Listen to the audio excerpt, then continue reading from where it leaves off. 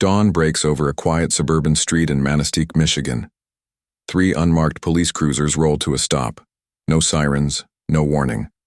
Officers move with precision toward a modest brick house, one that neighbors have passed 1,000 times without a second thought. The man who lives here? A respected figure. A familiar face at town meetings, church services, high school football games. Someone people trusted. But on this November morning in 2009, that trust is about to shatter into 1,000,000 irreparable pieces, because the DNA results just came back, and after 30 years of silence, the evidence is finally talking. This story begins 3 decades earlier, November 1979. A cold night when 20-year-old Sarah Renard walked out of her shift at the local diner and vanished into the Michigan darkness. What happened to her became the town's most haunting mystery, a case that went ice cold, a family that never stopped searching for answers. But here's what nobody expected. The person responsible had been living among them the entire time, shaking hands, attending memorials, looking Sarah's mother in the eye. Before we go further, where are you watching from? Drop your location in the comments below. And if you're into crime stories that dig deep, hit that subscribe button, because this case will leave you speechless. Let's go back to where it all began. Manistique, Michigan. Population, just over 3,500 souls. If you've never heard of it, you're not alone. Tucked away in the Upper Peninsula along the northern shore of Lake Michigan, Manistique was, and still is, the kind of place most people only stumble upon by accident. It's the town you drive through on your way to somewhere else. Blink twice, and you'll miss the downtown strip entirely. But in 1979, for the people who called it home, Manistique was everything. This was back when small-town America still felt like something out of a Norman Rockwell painting. Kids rode their bikes until the streetlights came on. Front doors stayed unlocked. Your neighbor wasn't just someone who lived next to you. They were the person who'd shovel your driveway in a snowstorm, bring over a casserole when someone died, and remember your kid's birthday without being reminded. The town revolved around a few key institutions: the lumber mills, the paper plant, a handful of family-owned diners, and Friday night football at the high school. Church on Sunday wasn't optional for most families. It was where you caught up on town gossip, made business deals, and kept tabs on who was dating who. Main Street had everything you needed and nothing you didn't. Louis' Hardware, Myers Pharmacy, where Old Man Meyer still filled prescriptions by hand and knew everyone's ailments by heart. The Copper Kettle Diner with its red vinyl booths and coffee that could strip paint. A single movie theater that played films 3 months after they hit the big cities. The late 70s were a strange time for America. The country was still nursing wounds from Vietnam and Watergate. Gas prices were climbing. Inflation was hitting working families hard. But in towns like Manistique, people kept their heads down and pushed forward. You worked hard, you didn't complain, and you took care of your own. The economy in the Upper Peninsula ran on logging, fishing, and tourism, though tourism was mostly limited to summer months when city folks came up to rent cabins and pretend they were outdoorsmen for a week. When winter hit, and it hit hard up there, the town turned inward. Temperatures dropped below zero. Snow piled up in drifts taller than a man. The lake froze solid enough to drive a pickup truck across. In November of '79, folks were gearing up for another brutal winter. Deer hunting season was in full swing, basically a sacred holiday for UP locals. The high school football team had just wrapped their season. Thanksgiving was around the corner. Everyone was stocking up on canned goods, checking their furnaces, making sure their snow tires were ready. Life moved at a different pace back then. No cell phones, no internet. If you wanted to talk to someone, you called their landline or knocked on their door. News traveled through conversations at the grocery store, at the beauty salon, over coffee at the diner. The weekly newspaper, the Manistique Pioneer Tribune, was how most people found out what was happening beyond their immediate circle. Entertainment was simpler. You watched one of 3 TV channels, 4 if you had good antenna reception. You listened to the local radio station or popped in an 8-track tape. On weekends, teenagers cruised Main Street in their Camaros and Pintos, windows down. Leonard Skynerd or the Eagles blasting from crackling speakers. They'd park at the AW Root beer stand or hang out at the bowling alley. The social fabric was tight, almost suffocating if you didn't fit the mold. Everyone knew your business. Your reputation mattered. If your dad was a drunk, people knew. If your sister got pregnant before marriage, people whispered. But that same interconnectedness also meant safety, or at least the illusion of it. Crime? It barely existed. Sure, you'd get the occasional bar fight, some kid shoplifting cigarettes, maybe a drunk driving incident, but violent crime, murder, that was something that happened in Detroit, in Chicago, in the cities downstate where things had gone to hell. Not here. Never here. Parents didn't worry when their teenage daughters walked home from work after dark. Why would they? This was Manistique. You knew every face you passed. The local cops, all 5 of them, spent most of their time dealing with noise complaints and lost dogs. People looked out for each other because that's what you did. That's what had always been done. And that's exactly why what happened to Sarah Renard cut so deep. Because in a place where everybody knew everybody, where trust wasn't questioned but assumed, evil found the perfect hiding place. Right there in plain sight. Sarah Marie Renard was 20 years old when her life was stolen from her. 20. That age when you're caught between who you were and who you're becoming. Old enough to dream big, young enough to believe those dreams are still within reach. She had her mother's dark hair and her father's stubborn streak, a combination that made her both beautiful and impossible to win an argument against. 5'6", with a smile that could disarm anyone, and a laugh that carried across a room. The kind of girl who remembered your name after meeting you once, who'd stop to help an elderly neighbor carry groceries, who always had a stick of gum to share. Sarah had been born and raised in Manistique.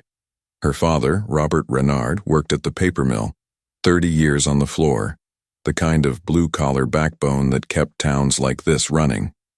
Her mother, Diane, was a substitute teacher at the elementary school and sang in the church choir every Sunday. They lived in a modest 2-story house on Pine Street, with a small yard and a porch where they'd sit on summer evenings. She had one younger brother, Michael, who was 17 and worshipped the ground she walked on. They had that rare sibling dynamic where they actually liked each other, constantly cracking jokes, defending each other against their parents' old-fashioned rules, making plans to eventually leave the UP and see what the rest of the world had to offer. Sarah had graduated from Manistique High School 2 years earlier. She'd been a solid B student, not valedictorian material, but smart enough, curious enough. She'd played volleyball, sang in the spring musical, and been voted most likely to brighten your day in the yearbook. Teachers remembered her as the girl who always tried, even when the subject didn't come naturally. After graduation, like a lot of kids in town, Sarah had faced limited options. College wasn't in the cards, her family couldn't afford it, and student loans were a mystery most working-class families didn't understand. So she did what you did. You found work, saved money, and figured out the next step when you could. She'd been waitressing at Maggie's Diner on Main Street for the past year and a half. It wasn't glamorous. The pay was minimum wage plus tips, and the tips in a town like Manistique weren't exactly life-changing. But Sarah was good at it. She remembered regulars' orders, kept the coffee flowing, could handle the grumpy breakfast crowd and the rowdy late-night teenagers with equal grace.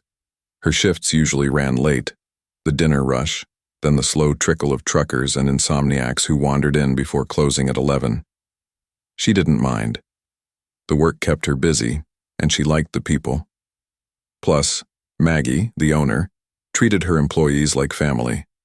Sarah had dreams beyond slinging hash browns and refilling coffee cups, though. She wanted to become a nurse. She'd been saving every spare dollar, researching programs at community colleges downstate. She talked about it constantly, how she wanted to help people, how she'd always been the friend everyone came to when they were hurt or sick, how she could picture herself in scrubs making a real difference. She was dating a guy named Tommy Halstead, a mechanic who worked at the Ford dealership. They'd been together on and off since high school. Nothing too serious, but enough that people around town saw them as a unit. Tommy was a good guy, a little rough around the edges, but he treated Sarah right. They'd talk about maybe getting married someday, maybe buying a little house, maybe staying in Manistique, or maybe not. But Sarah's real love was her friends. She had a tight circle, girls she'd known since kindergarten. They'd meet up on weekends, drive to Escanaba for shopping trips, spend hours at someone's kitchen table drinking cheap wine and talking about everything and nothing. She was the friend who gave the best advice, who could keep a secret, who showed up when you needed her. The community loved her because she was one of them. Not special in a way that set her apart, but special in a way that made everyone feel like they mattered. She volunteered at the church's holiday food drive. She babysat for neighbors when they needed a night out. She helped decorate for the high school homecoming dance even though she'd already graduated. Sarah Renard was the kind of person who made a small town feel even smaller, in the best way possible. She was the thread in the fabric, the familiar face that reminded you why you stayed. And on a cold November night in 1979, someone ripped that thread right out. November 14th, 1979, a Wednesday. It started like any other day. Sarah woke up around 9, had breakfast with her mom, toast and coffee, the usual small talk about nothing important. Her shift at Maggie's didn't start until 3, so she spent the morning catching up on laundry, calling her friend Jennifer to plan a weekend trip to Escanaba, flipping through a nursing program brochure she'd gotten in the mail. Normal. Completely, unremarkably normal.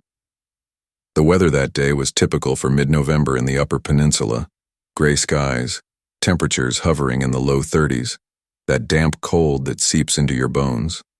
No snow yet, but you could feel it coming. The kind of day where you wore layers and kept your coat zipped up tight. Sarah arrived at Maggie's diner at 2:45 p.m., 15 minutes early like always. She tied on her apron, poured herself a cup of coffee, and started prepping for the dinner shift. Wednesday nights were usually steady but not crazy, locals mostly, the after-work crowd looking for meatloaf and mashed potatoes, maybe a slice of pie. Her co-worker that evening was Linda Martinez, another waitress who'd worked at Maggie's for years. They had an easy rhythm together, dividing up tables without needing to discuss it. Linda would later tell police that Sarah seemed completely normal that night, happy even. She'd been talking about Tommy, about how they were planning to drive up to Marquette that weekend to catch a movie at the nicer theater up there. She was in a good mood, Linda remembered, joking around, singing along to the radio in the kitchen, just Sarah being Sarah. The evening shift moved along predictably. The dinner rush hit around 6, factory workers still in their uniforms, families with restless kids, elderly couples who came in at the same time every week and ordered the same meals. Sarah worked her section efficiently, chatting with regulars, handling the occasional difficult customer with practiced ease. Around 8:30 p.m., things started to slow down. A few stragglers lingered over coffee. A group of teenagers crowded into a corner booth, nursing sodas and sharing a basket of fries, trying to make a $2 order last as long as possible. One of those teenagers was Danny Schultz, a high school junior. He'd remember Sarah stopping by their table around 9 o'clock, topping off water glasses, teasing them about their terrible taste in music when a Bee Gees song came on the jukebox. She seemed totally fine, Danny would later tell investigators. Nothing weird, nothing off. By 9:30 p.m., the diner was nearly empty. Maggie told Sarah and Linda they could start closing duties early. Sarah wiped down tables, refilled salt and pepper shakers, rolled silverware into napkins for the next day. She was scheduled until 10:30, but Maggie, seeing how dead it was, told both girls they could clock out at 10 and head home. Sarah grabbed her coat from the back room, a navy blue parka with a fake fur-lined hood. She slung her purse over her shoulder, a brown leather bag she'd gotten for her birthday. She said goodnight to Linda, waved to Maggie, and pushed through the front door into the cold November night. It was exactly 10:07 p.m. The route home was one Sarah had walked hundreds of times. It wasn't far, less than a mile. Straight down Main Street for 4 blocks, then a right turn onto Maple Avenue, another 3 blocks to Pine Street where her house sat 6th from the corner. Streetlights illuminated most of the walk. Main Street was still relatively active. A few cars passing through, the corner bar still open with its neon Pabst Blue Ribbon sign glowing in the window, a couple walking their dog. The last confirmed sighting of Sarah Renard alive came at approximately 10:15 p.m. George Peterson, a retired postal worker, was locking up his hardware store on Main Street. He saw Sarah walking past, recognized her immediately. She waved. He waved back. Later, he'd replay that moment in his mind 1,000 times, wishing he'd offered her a ride, wishing he'd walked with her, wishing he'd done literally anything different. She was just walking, he'd tell police, his voice breaking. Just a girl walking home, nothing unusual, nothing that made me think twice. After that, nothing. Sarah never made it to Maple Avenue. She never made the turn. She simply disappeared into the night like smoke. At home, Diane Renard wasn't worried at first. 10:30 came and went. Sarah's shifts sometimes ran a bit late if cleanup took longer than expected. But by 11, Diane felt that first flicker of concern. By 11:15, she called Maggie's diner. Maggie answered, confused. Sarah left over an hour ago, Diane. Clocked out right at 10. That's when the worry turned sharp. Diane woke up her husband, Robert. He tried to stay calm, tried to rationalize. Maybe Sarah had stopped at a friend's house. Maybe she'd run into Tommy. Maybe there was a simple explanation. He called Tommy's place. Tommy's mother answered, groggy and irritated at the late call. No, Tommy was in bed. He'd been home since 9. No, he hadn't heard from Sarah. Robert got dressed, grabbed a flashlight, and drove the route Sarah would have walked. Slowly, scanning both sides of the street. Nothing. He stopped at the diner, already closed and dark. He drove around downtown looking for any sign of her. Back home, Diane was calling Sarah's friends. Jennifer hadn't heard from her since their morning phone call. Kathy hadn't seen her all day. No one knew anything. By midnight, the panic was no longer theoretical. It was real, cold, and growing with every passing minute. Robert Renard called the Manistique Police Department at 12:23 a.m. His daughter was missing, and somewhere in the darkness of that November night, Sarah's life was slipping away, if it hadn't already.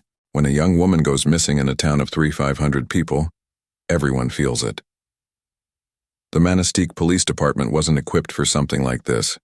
Their biggest cases usually involved bar fights and petty theft. Missing persons? Sure, occasionally some confused elderly person would wander off, or a teenager would run away for a few days before coming home sheepish and apologetic. But this was different. Officer Dale Hutchins took Robert Renard's call that night. He tried to follow protocol, asking the standard questions. Had they checked with friends? Had Sarah and her parents argued? Was there any reason she might have left voluntarily? Robert's answers were firm. No argument. No boyfriend trouble. Sarah had no reason to run. This wasn't like her. Still, Hutchins had to follow procedure. Most missing persons cases resolve themselves within hours. People show up. There's a misunderstanding, a miscommunication. But by dawn on November 15th, when Sarah still hadn't come home, the department's tone shifted entirely. Chief Martin Kowalski, a 30-year veteran who'd been born and raised in Manistique, assembled every available officer, all 5 of them. He contacted the Michigan State Police for assistance. He put out an APB to surrounding counties, and then he did something that would define the next 48 hours. He asked the community for help. By 7 a.m., word had spread through town like wildfire. The phone tree at First Lutheran Church activated. The local radio station interrupted regular programming with bulletins. People showed up at the police station asking what they could do. Maggie closed the diner and turned it into an unofficial command center. Coffee was free. Sandwiches were made in bulk. The dining room became a staging area for search parties. By mid-morning, over 200 volunteers had gathered. Loggers, factory workers, teachers, retirees, teenagers cutting school. It didn't matter. Everyone showed up. They divided into groups. Some would search the wooded areas on the outskirts of town. Others would walk the streets, check alleys, look behind buildings. A few volunteers with boats offered to search along the Lake Michigan shoreline, though the water was already dangerously cold. Robert Renard was out there with them, his face gray with exhaustion and fear. Diane stayed by the phone at home, just in case Sarah called, just in case there was news. Michael, Sarah's 17-year-old brother, walked the streets with his friends, calling his sister's name until his voice went hoarse. Local businesses shut down. The hardware store, the pharmacy, the grocery store, all closed with signs in the windows, helping search for Sarah Renard. The high school canceled classes. Students and teachers joined the search. Flyers went up everywhere. Sarah's senior portrait, her smile bright, her dark hair styled in soft waves, stared out from every telephone pole, every storefront window, every bulletin board. Missing. Sarah Marie Renard, age 20, last seen November 14th, 10:15 p.m. on Main Street. The police worked the case from every angle. They interviewed Linda Martinez, Sarah's co-worker, who recounted every detail of that evening shift. Nothing unusual. No strange customers. No one who'd made Sarah uncomfortable. They talked to Maggie, who confirmed Sarah had left at 10:07 p.m. in good spirits. George Peterson, the last person to see Sarah, was interviewed extensively. He walked investigators through exactly where he'd been standing, exactly where Sarah had been walking, exactly what he'd seen. He was cleared quickly. His alibi was airtight, and there was no reason to suspect him. Tommy Halstead, Sarah's boyfriend, was brought in for questioning. Standard procedure. He was cooperative, visibly distraught. His alibi checked out. He'd been home with his parents all evening. They confirmed it. Neighbors confirmed his truck had been parked in the driveway since before 9. Police canvassed Main Street, knocking on every door, asking if anyone had seen or heard anything unusual that night. Most people had been inside, watching TV, already in bed. No one reported anything out of the ordinary.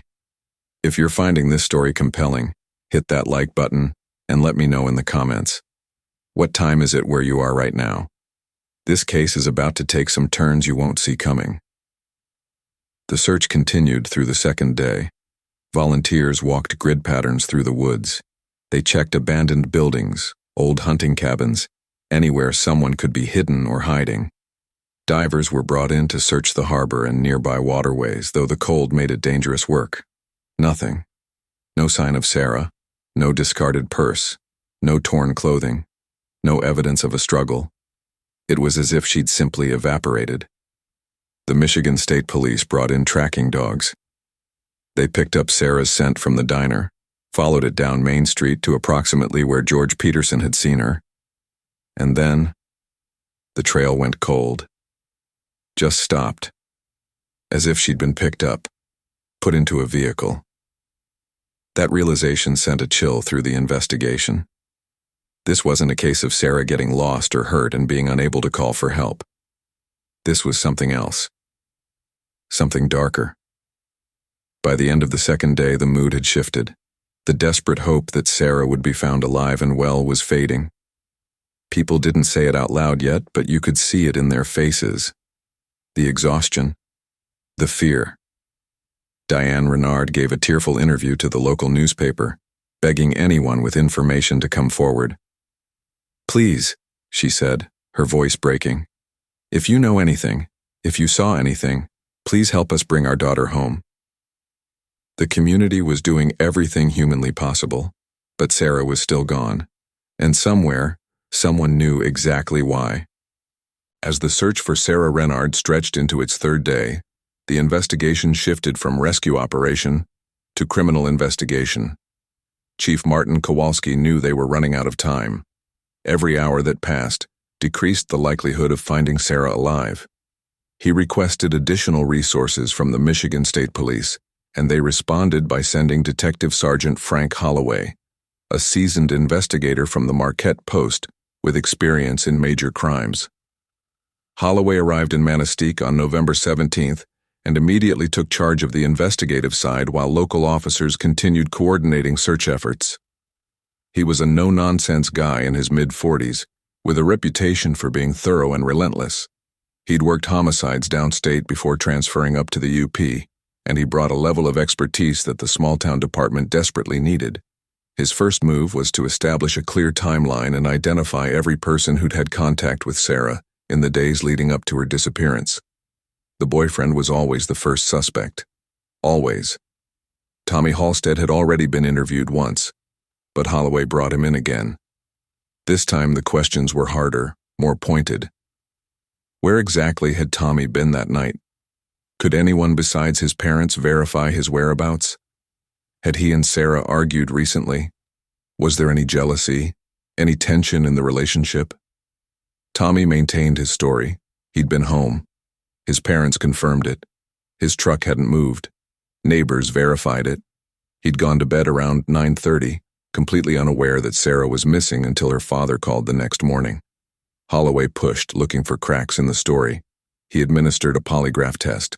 Tommy passed. Still, investigators kept him on the list. Boyfriends lie. Parents cover for their kids. It wouldn't be the first time. They expanded the circle. Every male employee at Maggie's diner was interviewed. The cook, a quiet guy named Raymond Ellis, had left work around 9:30 that night. His wife confirmed he'd come straight home. No red flags. The dishwasher, a 19-year-old named Kevin Porter, had clocked out at 10:15, after Sarah had already left. He'd gone to a friend's house to smoke weed and play cards. 3 friends corroborated his alibi. Investigators looked at Sarah's ex-boyfriends. There'd been a guy she'd dated junior year of high school, Marcus Tillman. They'd broken up amicably 2 years earlier. Marcus was now engaged to someone else and had been out of town that entire week visiting family in Wisconsin. Verified.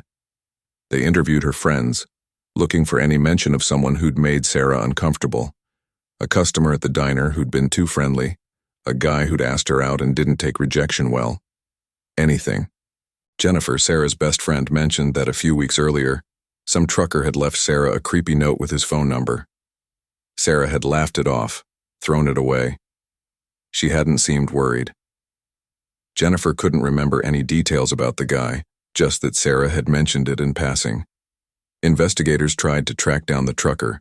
They contacted trucking companies, checked logbooks, interviewed drivers who regularly stopped at Maggie's. It led nowhere. The investigation cast a wide net over the community and it created tension. People who'd never been in trouble suddenly found themselves answering uncomfortable questions. Where were you that night? Can anyone confirm that? Do you own a vehicle? What route do you take home from work? Suspicion bred paranoia. Neighbors eyed each other differently. Rumors spread like poison. There was talk about Jerry Voss, a guy in his 30s who lived alone on the edge of town and had a reputation for being odd. He kept to himself, didn't socialize much. That was enough to make him suspicious in some people's minds. Police interviewed him. He'd been home alone that night. No alibi, but also no evidence connecting him to Sarah. No vehicle registered in his name. No history of violence. Just a loner who made people uncomfortable. They looked at drifters and transients. November wasn't prime season for hitchhikers in the UP, but it wasn't unheard of. Had anyone seen unfamiliar faces around town? Any strangers at the diner? A few leads came in. Someone reported seeing a beat-up van with out-of-state plates parked near Main Street that week. Police tracked it down. Belonged to a contractor doing work on a house 2 streets over. Cleared. Another tip mentioned a man asking for directions at the gas station the day Sarah disappeared. Investigators found him. A traveling salesman passing through on his way to Escanaba. His timeline didn't match. Cleared. Detective Holloway was meticulous. He built a timeline down to the minute, mapping out Sarah's last known movements. He created a list of every vehicle that had been seen in the downtown area that night. He interviewed every single person who'd been at the bar, at the gas station, anywhere near Main Street between 10 and 11 p.m. But 1979 was a different era for law enforcement. There was no DNA testing, no security cameras, no cell phone records to pull, no digital footprint to follow. Forensic science was limited to fingerprints, blood typing, and fiber analysis, and even those required physical evidence to test. They had no physical evidence. Sarah's purse was never found. Her coat was never found. There was no crime scene because they didn't know where the crime had occurred. The tracking dogs had lost her scent on Main Street, suggesting she'd gotten into a vehicle. But whose? There were dozens of cars and trucks in town. Without a witness who'd actually seen Sarah get into a specific vehicle, they had nothing. Investigators collected fingerprints from the diner, from the route Sarah would have walked from anywhere she might have touched. They found hundreds of prints, most belonging to people who had legitimate reasons to be there. Without a suspect to compare them to, the prints were useless. They collected hair and fiber samples from Sarah's bedroom, hoping that if they ever found a suspect or a crime scene, they'd have something to compare. But that was a long shot, and everyone knew it. Frustration mounted. Holloway worked 18-hour days following every lead, no matter how thin. Chief Kowalski and his officers did the same. They wanted answers. They wanted justice for Sarah and her family. But the case was going cold, and they could feel it slipping away. By the end of November, the daily search parties had dwindled. Volunteers had to return to work, to their lives. The initial surge of community energy couldn't be sustained indefinitely. The investigation continued, but the momentum was fading.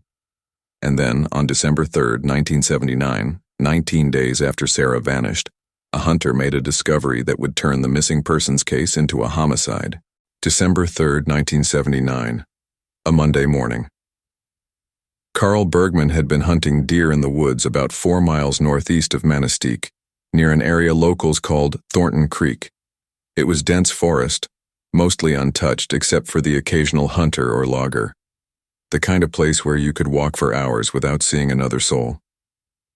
Carl was tracking a buck when his dog started acting strange. The German Shepherd, usually obedient and focused, broke away from the trail and started barking frantically at a thick cluster of brush near a fallen oak tree. Carl called him back. The dog wouldn't come. Something was wrong. Carl approached cautiously, pushing aside branches and dead undergrowth. That's when he saw it. A flash of navy blue fabric, partially covered by leaves and debris. His stomach dropped. He knew immediately what he was looking at. He'd heard the descriptions on the radio, seen the flyers around town. Navy blue parka with fur-lined hood. Sarah Renard. Carl backed away, his hands shaking. He didn't touch anything. He ran back to his truck and drove straight to the police station, his dog still barking in the bed of the pickup. Within 30 minutes, the area was swarmed with law enforcement. Detective Holloway, Chief Kowalski, state police investigators, the county medical examiner, they all converged on that isolated stretch of woods. Yellow crime scene tape went up. Photographs were taken. Every inch of the surrounding area was documented. Sarah's body was found approximately 15 feet off an old logging road, concealed beneath branches and forest debris. She was still wearing her work uniform under the parka. Her brown leather purse was found nearby, its contents scattered: wallet, keys, a tube of lipstick, loose change. The medical examiner conducted a preliminary assessment at the scene before the body was transported to Marquette for a full autopsy. The official cause of death: manual strangulation. Sarah had been strangled to death. The bruising patterns on her neck indicated she'd been killed by someone's hands, not a ligature, not a rope. Hands. The autopsy revealed additional details that painted a horrific picture. There were defensive wounds on Sarah's hands and forearms, scratches, bruising, indicating she'd fought back. She'd fought hard. There was no evidence of sexual assault, which surprised investigators. Many cases involving young female victims included that component. But the medical examiner found no physical evidence to suggest it had occurred. Time of death was estimated to be within hours of her disappearance, likely between 10:30 p.m. and midnight on November 14th. She'd been killed that same night and dumped in those woods, hidden away like she was nothing. The physical evidence recovered from the scene was limited but crucial. Investigators found tire tracks on the logging road, though weeks of weather had degraded them significantly. They took castings anyway, hoping they might match a suspect's vehicle eventually. They collected fiber samples from Sarah's clothing, foreign fibers that didn't match anything she'd been wearing. Dark blue cotton fibers, possibly from a work shirt or jacket. They found a partial boot print in the mud near where the body had been concealed. Size 11, common tread pattern. Not enough to identify a specific individual, but something. Fingerprints were lifted from Sarah's purse and its contents, though many were smudged or incomplete. They'd need a suspect to compare them against. Beneath Sarah's fingernails, the medical examiner found tissue and what appeared to be skin cells. She'd scratched her attacker. In 1979, that evidence couldn't tell them much beyond blood type, but they preserved it carefully, documenting everything, hoping that someday technology might advance enough to make it useful. That evidence would sit in storage for 30 years before it finally spoke. The discovery of Sarah's body changed everything. This was no longer a missing persons case with hope for a safe return. This was murder. Premeditated, brutal murder. The community, which had been holding onto desperate hope, was shattered. The news spread through Manistique like a shockwave. People who'd been searching, praying, hoping, they all had to confront the terrible truth. Sarah wasn't coming home. Diane Renard collapsed when the police came to her door. Robert had to be sedated. Michael locked himself in his room and didn't come out for 2 days. The town went into mourning. Businesses closed again, this time not to search but to grieve. The high school held an assembly. Guidance counselors were brought in to help students process the trauma. Teachers cried openly in the hallways. Church services that week were packed. People needed somewhere to put their grief, their anger, their fear. Because if this could happen to Sarah, sweet, kind, beloved Sarah, it could happen to anyone. Parents stopped letting their daughters walk alone. Doors that had never been locked were suddenly bolted at night. The sense of safety that had defined Manistique for generations was gone, replaced by suspicion and fear. Sarah's funeral was held on December 8th at First Lutheran Church. The church couldn't hold everyone who showed up. People stood outside in the cold, silent and grieving. The service was standing room only, with overflow crowds spilling into the fellowship hall where speakers had been set up. Her casket was closed. The family wanted people to remember Sarah as she'd been, alive, smiling, full of light. The pastor spoke about senseless tragedy, about faith in dark times, about a young life stolen too soon. Friends shared memories. Tommy Halstead could barely get through his tribute before breaking down completely. Diane Renard didn't speak. She couldn't. She sat in the front pew, her face blank with shock, holding her husband's hand like it was the only thing keeping her tethered to reality. Sarah was buried in Manistique Cemetery under a gray December sky, with half the town watching as her casket was lowered into frozen ground.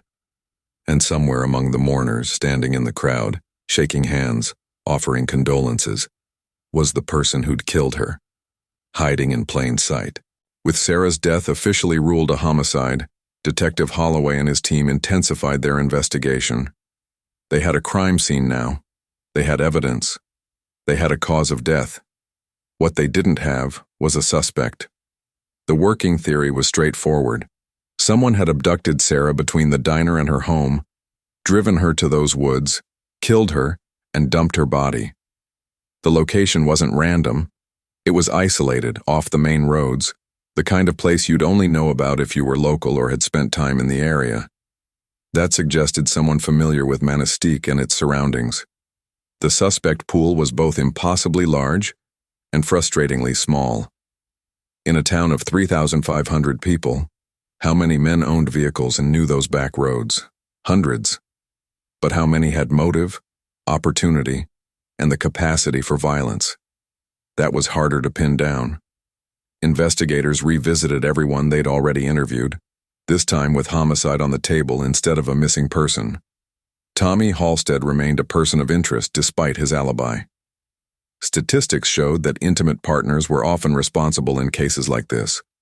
Holloway brought him in for another round of questioning, this time more aggressive. Had Tommy and Sarah argued about anything? Was there jealousy? Had she wanted to break up? Was there another guy? Tommy insisted there wasn't. They'd been happy, planning a future. He'd loved her. His alibi remained solid. His parents swore he'd been home all evening. But Holloway knew parents lied for their kids. He pushed harder, looking for inconsistencies. Tommy agreed to another polygraph. Again, he passed. Investigators checked his vehicle, a 1976 Ford pickup. They found no evidence, no blood, no fibers matching what was found on Sarah's body, no indication the truck had been on that logging road. Reluctantly, they moved on.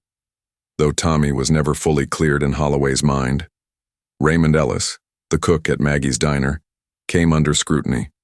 He was quiet, kept to himself, had worked the same shift as Sarah that night.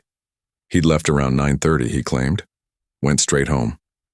His wife confirmed it, but investigators wondered if she was covering for him. They brought Raymond in for questioning. He was nervous, fidgety, but a lot of innocent people got nervous around cops. They asked for permission to search his car. He agreed. Nothing. Polygraph test. He passed. They checked his work boots against the partial print found at the scene.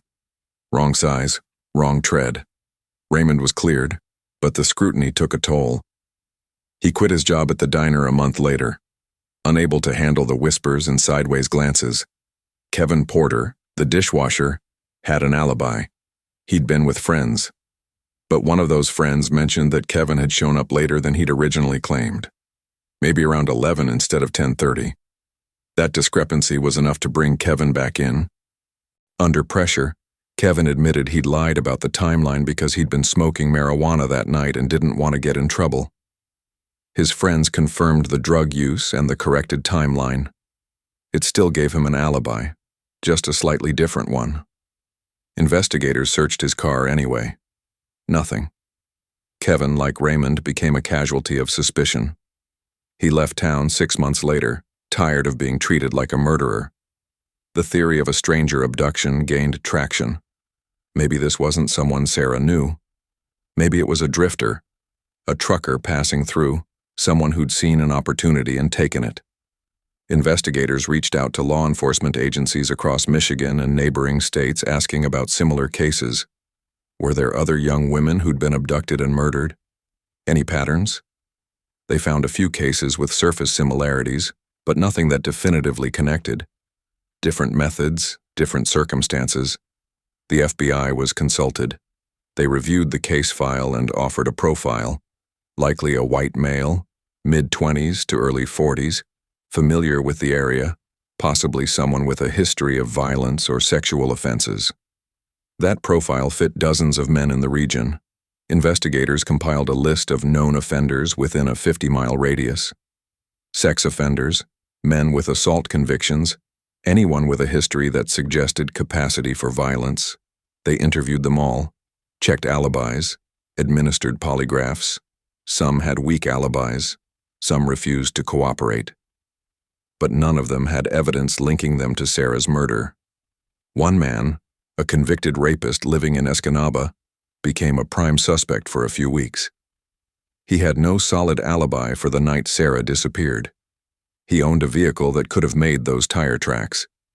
He'd been in Manistique the week before Sarah vanished. Investigators brought him in, interrogated him for hours. He denied everything. His polygraph results were inconclusive.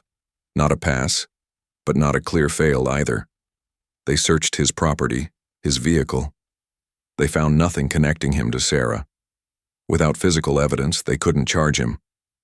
He remained on the suspect list, but the case couldn't move forward on suspicion alone. Another theory emerged: crime of opportunity. Maybe Sarah had accepted a ride from someone she knew casually, a neighbor, a regular at the diner, someone she trusted enough to get into a car with, not realizing the danger. That was perhaps the most terrifying possibility, that her killer was someone she'd felt safe with. Investigators looked at every man who'd been at Maggie's diner that night, every customer who'd sat in Sarah's section. They tracked them down, interviewed them, verified their movements. All cleared. They expanded the search to men who lived or worked along Sarah's route home. Anyone who might have seen her walking might have offered a ride. Dozens of interviews, dozens of alibis checked. Nothing stuck. By the spring of 1980, the investigation was stalling. They'd followed every lead, interviewed hundreds of people, collected evidence that couldn't point them to a specific suspect. The forensic technology of the time simply wasn't advanced enough to make the evidence useful. The case wasn't officially closed, but the active investigation wound down. Detective Holloway returned to Marquette, frustrated and haunted by the case he couldn't solve. Chief Kowalski kept the file on his desk, reviewing it periodically, hoping for a break that never came. The Renard family was left without answers, without justice, without closure. And somewhere in Manistique, a killer walked free. Don't miss what happens next. Make sure you're subscribed, because this case takes a turn 30 years later that nobody saw coming. By the summer of 1980, the Sarah Renard case was officially cold. The file remained open. Technically, murder cases never close until they're solved. But active investigation had ceased. There were no new leads, no new witnesses, no breakthroughs. The evidence sat in storage at the Michigan State Police Lab in Marquette. Fiber samples, fingerprints, the tissue found beneath Sarah's fingernails, photographs, witness statements. All of it waiting for answers that seemed like they'd never come. For the Renard family, life became a strange, painful limbo. Diane Renard never recovered. Not really. She went through the motions, got out of bed, made meals, went to church, but the light had gone out of her eyes. She kept Sarah's room exactly as it had been. The bed made, clothes still in the closet, nursing program brochures still on the desk. She'd go in there sometimes and just sit, holding one of Sarah's sweaters, breathing in a scent that faded a little more each year. Robert threw himself into work, pulling double shifts at the paper mill. It was easier than being home, easier than facing the empty space where his daughter should have been. He aged a decade in a year. His hair went gray, his shoulders stooped, his smile disappeared. Michael, Sarah's younger brother, struggled the most. He'd been 17 when she was killed. Just a kid. He graduated high school in 1980, but barely. He started drinking too much, getting into fights, unable to process the rage and grief that consumed him. He left Manistique in 1982, unable to bear living in the town where his sister had been murdered, and her killer walked free. He moved downstate, tried to build a life, but the trauma followed him. Relationships fell apart. Jobs didn't last. The weight of unresolved grief is a heavy thing to carry. The family held on to hope for justice, but as years turned into decades, that hope became harder to maintain. Detective Frank Holloway never forgot Sarah Renard. Even after he retired from the Michigan State Police in 1995, the case haunted him. It was the one that got away, the one he couldn't solve. He'd worked hundreds of cases over his career, closed most of them, but Sarah's face, smiling out from that senior portrait, stayed with him. He wasn't the only one. In Manistique, a young patrol officer named David Marsh had been one of the first responders when Sarah's body was discovered in 1979. He'd been 24 years old then, new to the force, and the case had shaken him to his core. Marsh eventually became chief of police in Manistique in 1993, and one of his first priorities was establishing a cold case review process. Every few years, he'd pull out the Renard file, go through it again looking for something that might have been missed. He'd call Holloway sometimes and they'd talk through theories, discuss whether new forensic techniques might help. But without a suspect, there wasn't much they could do. The community tried to move on, but Manistique never really forgot. Tommy Halstead, Sarah's boyfriend, was brought in for questioning. Standard procedure. He was cooperative, visibly distraught. His alibi checked out. He'd been home with his parents all evening. They confirmed it. Neighbors confirmed his truck had been parked in the driveway since before 9. Police canvassed Main Street, knocking on every door, asking if anyone had seen or heard anything unusual that night. Most people had been inside, watching TV, already in bed. No one reported anything out of the ordinary. If you're finding this story compelling, hit that like button and let me know in the comments. What time is it where you are right now? This case is about to take some turns you won't see coming. The search continued through the second day. Volunteers walked grid patterns through the woods. They checked abandoned buildings, old hunting cabins, anywhere someone could be hidden or hiding. Divers were brought in to search the harbor and nearby waterways, though the cold made it dangerous work. Nothing. No sign of Sarah, no discarded purse, no torn clothing, no evidence of a struggle. It was as if she'd simply evaporated. The Michigan State Police brought in tracking dogs.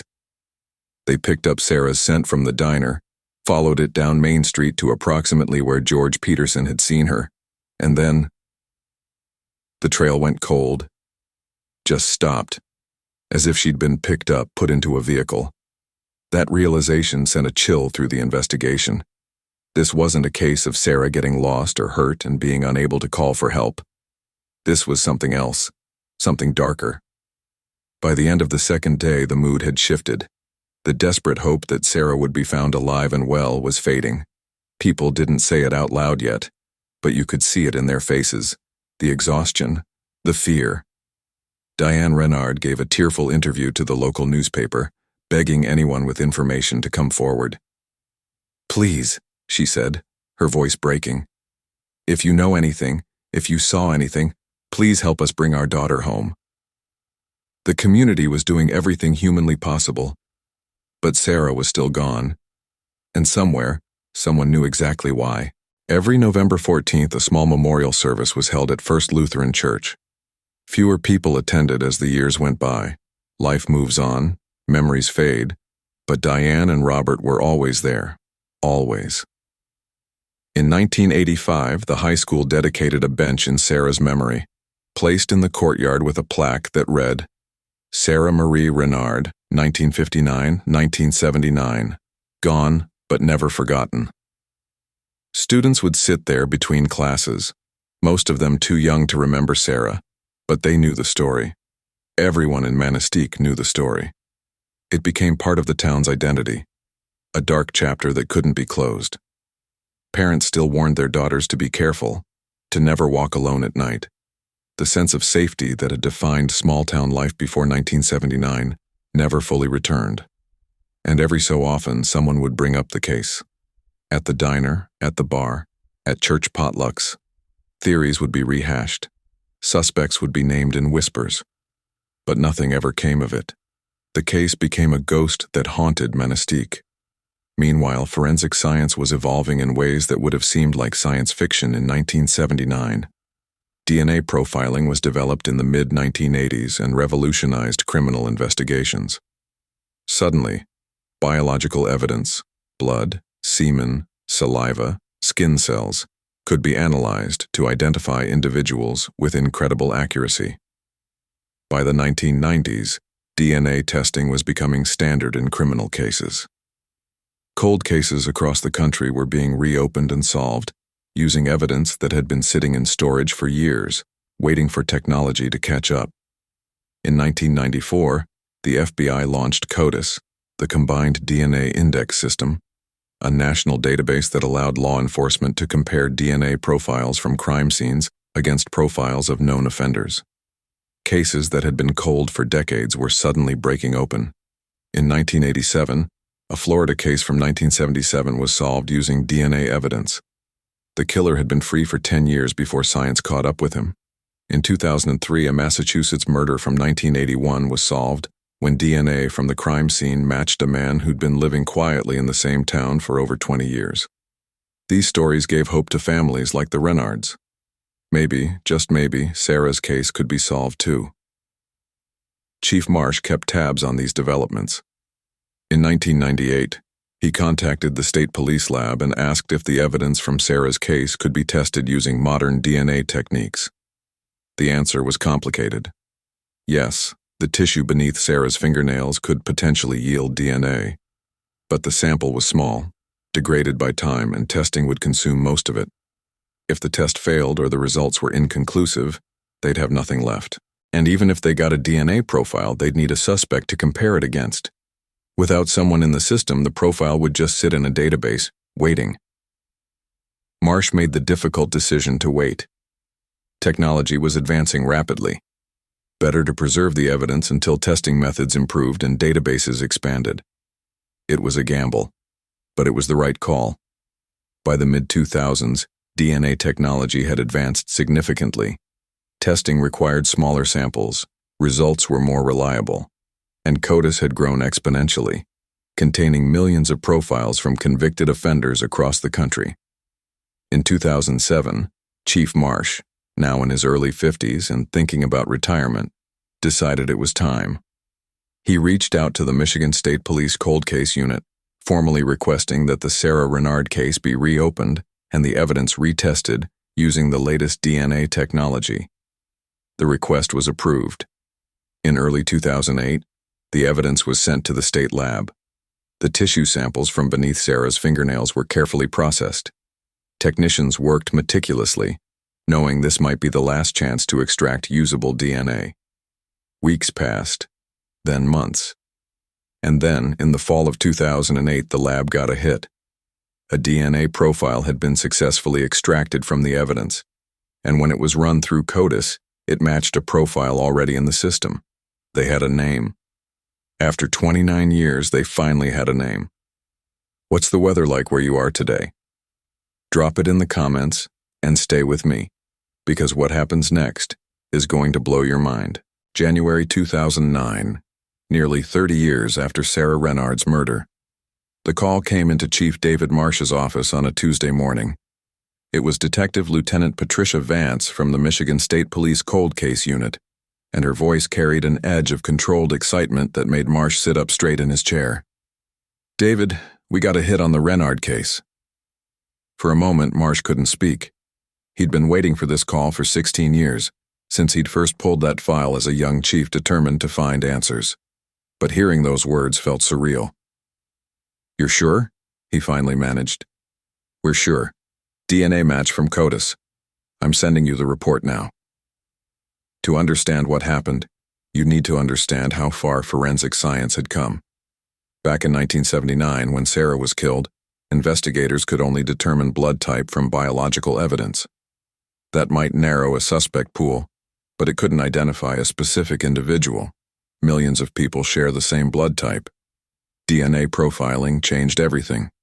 Every person's DNA is unique, except for identical twins. It's like a biological fingerprint coded into every cell of your body. When you touch something, you leave skin cells behind. When you scratch someone, their cells get trapped under your fingernails. When you bleed, you leave your genetic signature. The technology to read that signature was developed in the 1980s, but early methods were crude, requiring large samples and often producing unclear results. By the 2000s, the science had advanced dramatically. Labs could now extract usable DNA profiles from tiny, degraded samples that would have been worthless 20 years earlier. That's what happened with Sarah's case. The tissue found beneath her fingernails in 1979 had been carefully preserved, stored in a climate-controlled evidence locker for 3 decades.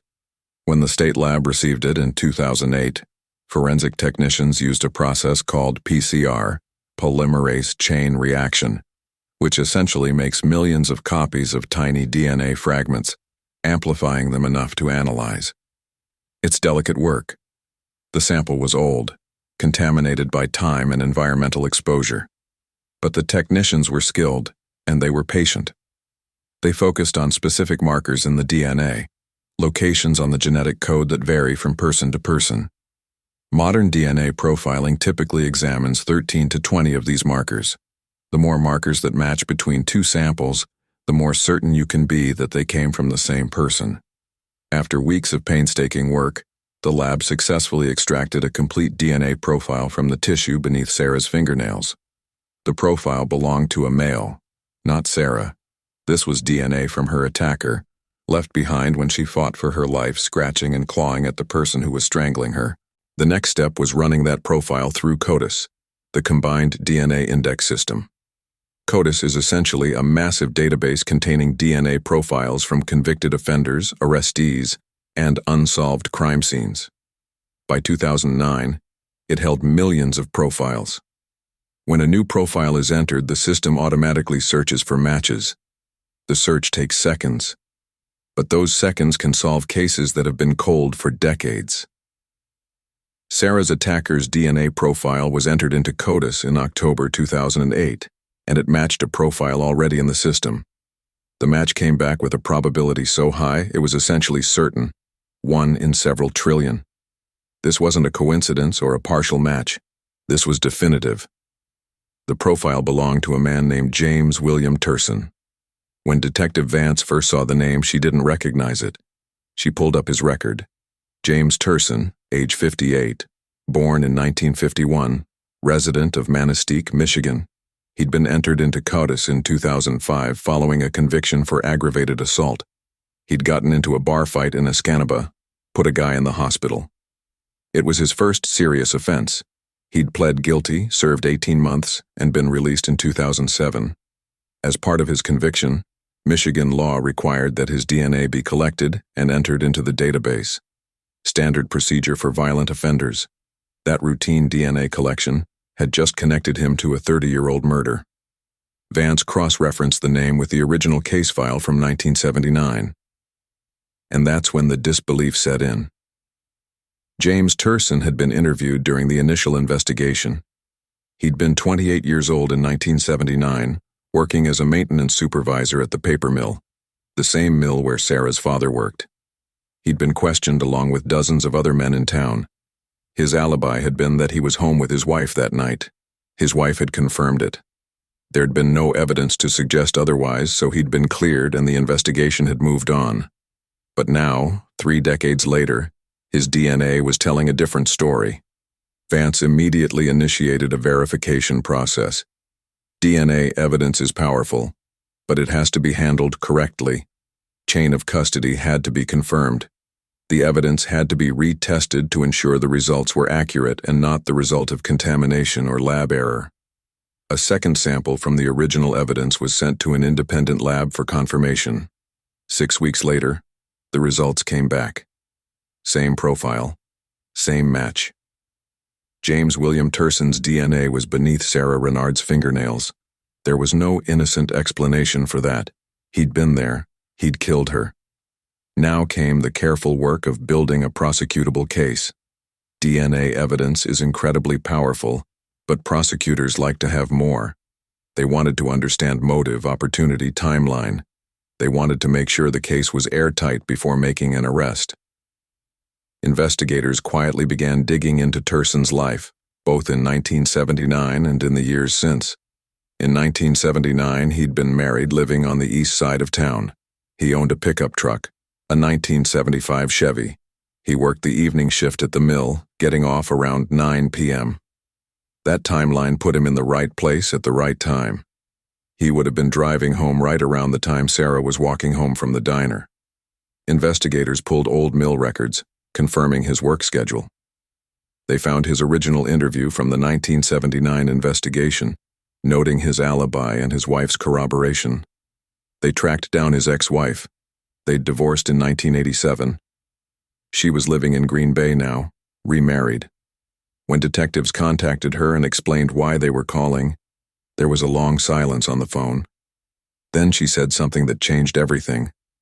I always wondered if he'd done it. She agreed to come in for an interview, and what she told them confirmed that James Turson's 1979 alibi had been a lie. James William Turson wasn't just some random guy in Manistique. By 2009, he was a pillar of the community. A fixture. The kind of man people trusted without question. After his divorce in 1987, Turson had reinvented himself. He'd left the paper mill and opened a small hardware store on Main Street, Turson's Tool Supplies.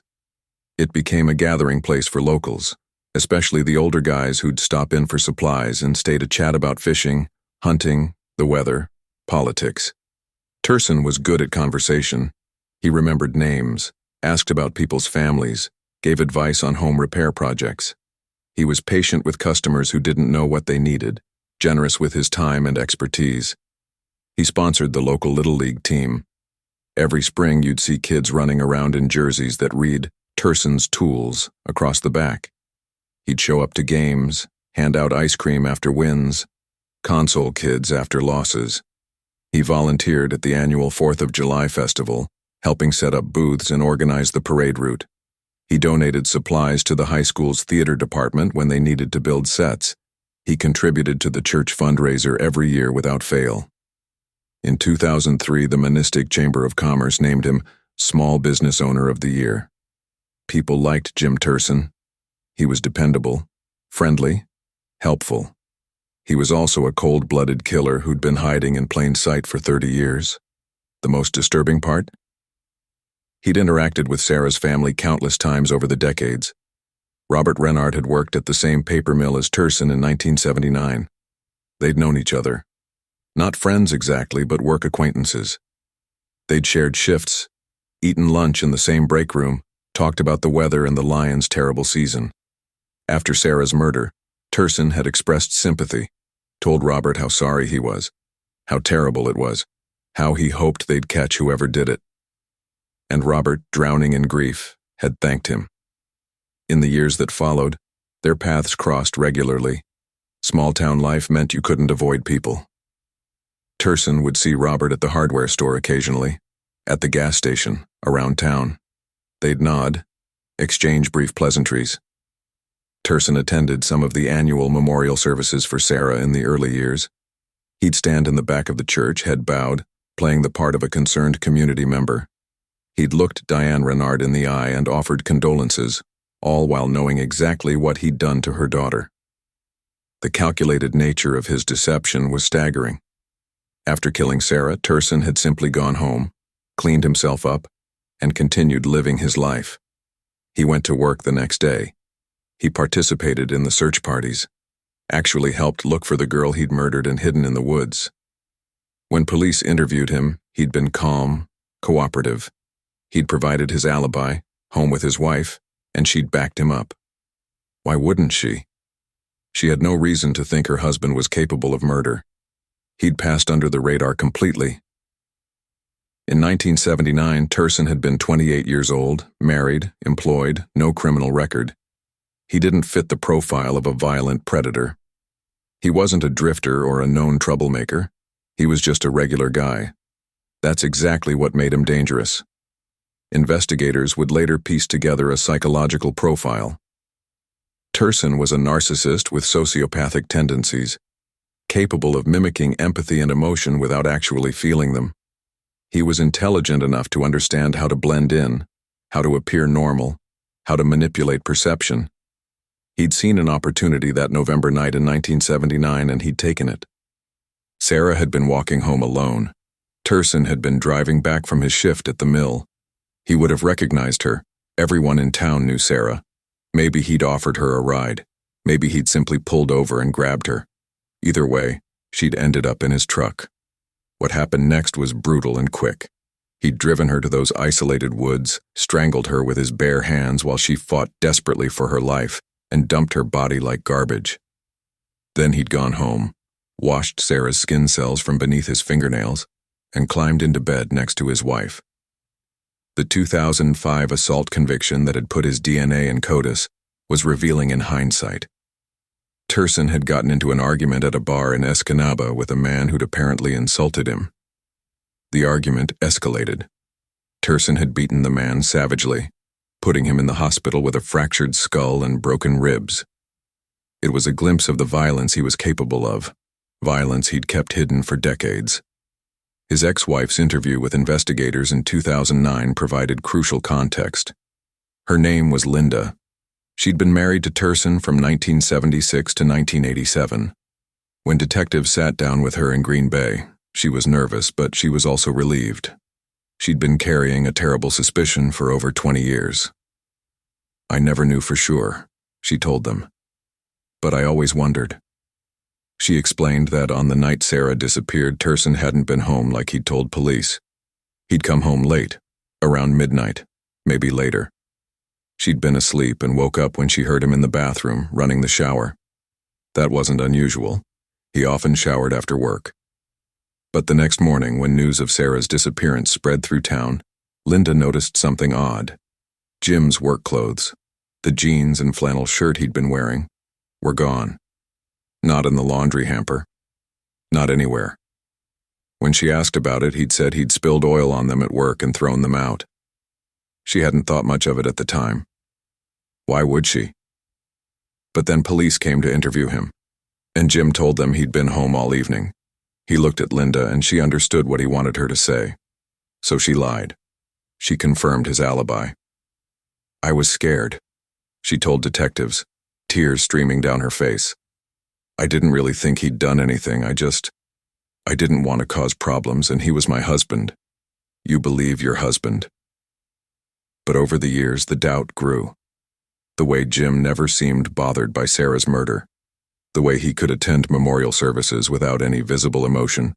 The way he'd sometimes make offhand comments about the case.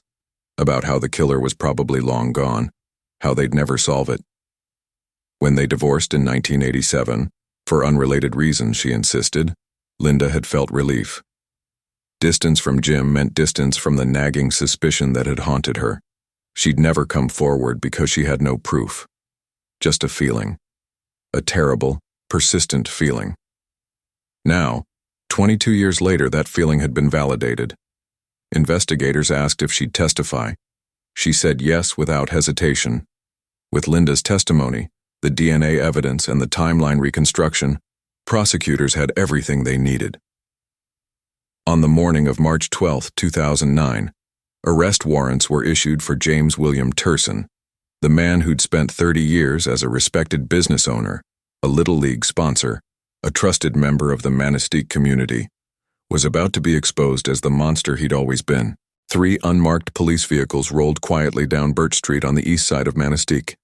No sirens, no lights. The sun was just beginning to rise, casting long shadows across the modest residential neighborhood.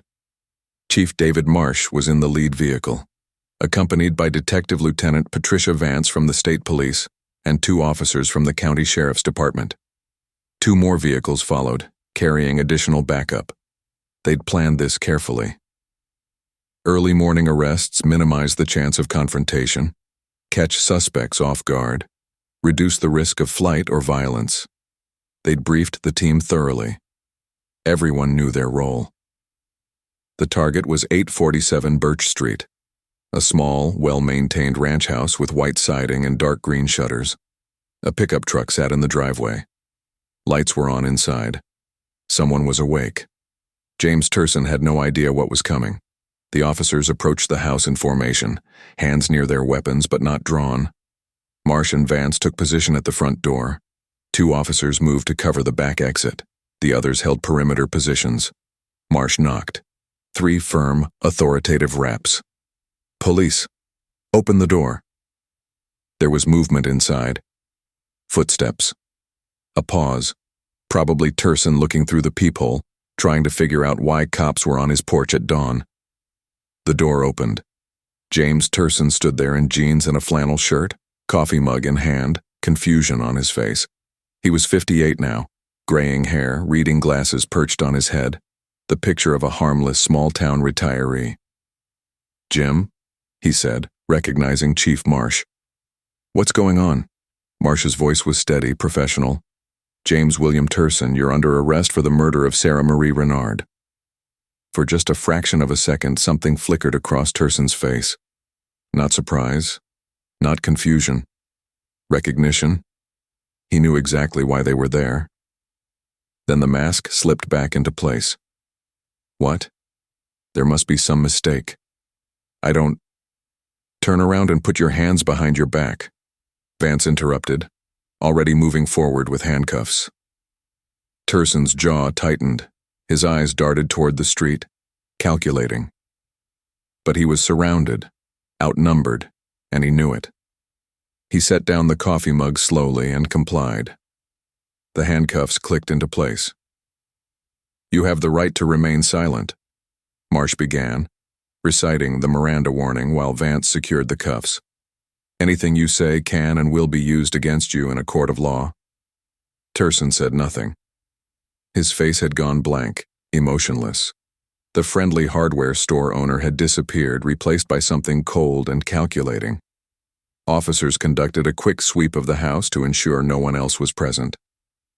Turson lived alone, had for years. The house was neat, unremarkable. Nothing that screamed murderer. They led him out to the patrol car. By now, neighbors had started to notice. Across the street, Margaret Kowalski, a retired teacher who'd lived on Birch Street for 40 years, stood on her porch in her bathrobe, hand over her mouth in shock. 2 houses down, Bill Henderson was getting into his truck to head to work. He stopped mid-step, staring as police loaded his neighbor into the back of a cruiser. "Jim?" he called out, confused. "What the hell?" No one answered him. As the vehicles pulled away, neighbors emerged from their homes, gathering in small clusters on the sidewalk, trying to make sense of what they'd just witnessed. Margaret pulled out her phone and called her sister. Bill called his wife. Within minutes, the phone tree was activated. By 7:30 a.m., half of Manistique knew that Jim Turson had been arrested. By 8 a.m., they knew why. The news spread like wildfire. At the coffee shop, at the gas station, at the grocery store, everywhere people gathered, the conversation was the same. "Did you hear? They arrested Jim Turson." "For what?" "Sarah Renard. They're saying he killed Sarah Renard." The reactions ranged from disbelief to horror to a strange, unsettling sense of vindication for those who'd always felt something was off about him, though most would never admit they'd suspected nothing. "No way, not Jim. There's got to be a mistake." DNA evidence. They matched his DNA. Jesus Christ. He's been here the whole time. At Turson's Tool Supplies, customers arrived to find the doors locked and a hastily written sign, "Closed until further notice." People stood outside, peering through the windows, as if the store itself might offer answers. The media arrived by mid-morning. News vans from Marquette, Green Bay, even a crew from a Detroit station made the drive north. Reporters set up on Main Street, filming stand-ups with the hardware store in the background. Behind me is the business owned by James Turson, the man arrested this morning in connection with a brutal murder that shocked this small community 30 years ago. Manistique, a town that rarely made the news, was suddenly thrust into the spotlight. Reporters knocked on doors looking for anyone willing to talk. Some neighbors obliged, still processing their shock. Others refused, slamming doors in reporters' faces. Chief Marsh held a brief press conference at noon, confirming the arrest and the DNA evidence but declining to provide details about the ongoing investigation. The Renard family was notified before the arrest was made. Diane and Robert, now in their 70s, received the news in their living room, the same room where they'd waited for Sarah to come home 30 years earlier. This time, there were answers. Finally, there were answers. The arrest of James Turson didn't bring closure to Manistique. It brought chaos. For 30 years, the town had lived with an unsolved murder, a dark mystery that haunted them but had, over time, become part of the background. The killer was assumed to be long gone, a stranger who'd passed through and disappeared into the night. Learning that he'd been there all along, living among them, shaking their hands, sponsoring their kids' baseball teams, that shattered something fundamental. Trust. The collective trauma was immediate and profound. People began questioning everything. Every interaction they'd had with Jim Turson suddenly took on a sinister cast. That friendly conversation at the hardware store, had he been laughing at them? That donation to the church fundraiser, was it guilt? That smile at the Little League game, what had he really been thinking?